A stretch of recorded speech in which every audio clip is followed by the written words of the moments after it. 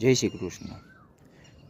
બ્રહ્મપુરાણમાં આગળ દ્વાપર યુગમાં જ્યારે રાજા કંસનું શાસન ચાલતું હતું ત્યારે આ રાજા કંસ પાપને કારણે પૃથ્વી ધ્રુજી ઉઠી હતી.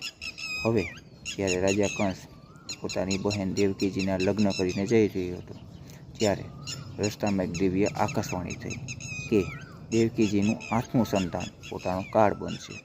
આ સાંભળીને મોતના ભયને કારણે તેને માતા દેવકીજી અને વાસુદેવજીને કેદ કરી લીધા અને જેલમાં પૂરી દીધા. કંસ એક પછી એક એમ દેવકીજીના 6 સંતાનોનો નાશ કર્યો.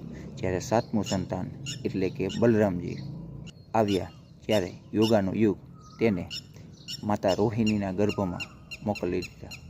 અંતે શ્રાવણ વદ 8મ અંધારી રાત્રે ભારે વરસાદની વચ્ચે મથુરાની જેલમાં ભગવાન શ્રી કૃષ્ણનો જન્મ થયો.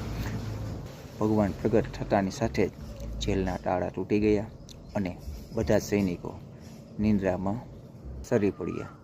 વાસુદેવજીએ બાલકૃષ્ણને એક ટોપલામાં મૂકીને ગોકુળ જવા રવાના થયા. ભારે તોફાન અને વચ્ચે આવતી યમુનાજી નદી વહી રહી હતી. જ્યારે વસુદેવજીએ યમુનાજીમાં પગ મૂક્યો ત્યારે બાલકૃષ્ણનો પગ યમુનાજીને સ્પર્શ થયો. ત્યારે નદીએ પણ રસ્તો કરી આપ્યો અને વાસુદેવજીએ ભગવાન શ્રી કૃષ્ણને નંદબાબા અને માતા યશોદાની ઘરે પહોંચાડી દીધા અને ત્યાં જન્મેલી બાળકીને લઈને આવતા રહ્યા.